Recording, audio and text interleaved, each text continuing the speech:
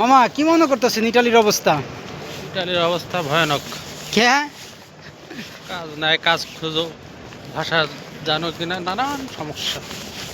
ভাষাতে তো খায়া দিল, হ্যাঁ। হুম। নাহলে তো সব ঠিকঠাকই আসলে, এত বড় একটা শহরে আছি। সবই ঠিক আছে, ভাষাটা খুবই ইম্পর্টেন্ট। ভাষা ভাষার জন্যই না।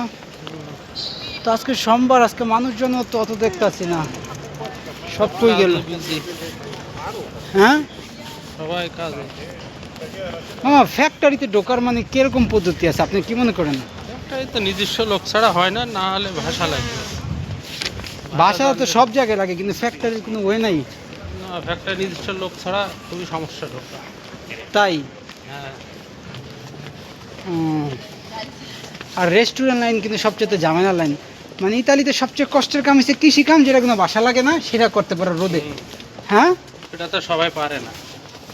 মামা, ইতালির কৃষি কাম সম্পর্কে একটু কম তো। মানুষ ভাবে যে ইতালির কৃষি কাম কেমন, একটু কম দেখি তো মামা। কৃষি কাম যখন তাহলে রোদ খুব সমস্যা, আর একটা মানুষের খালা হয়ে যায়।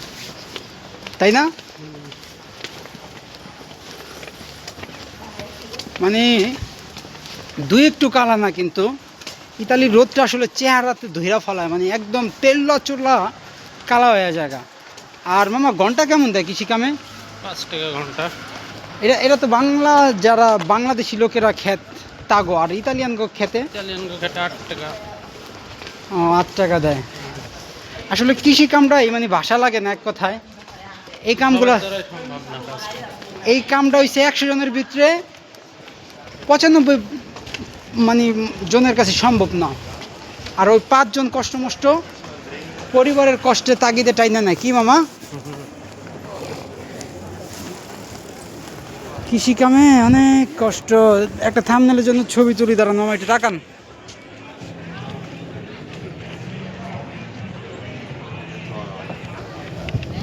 জীবনটা এই আর কি। তো থাকেন ভাই বন্ধুরা।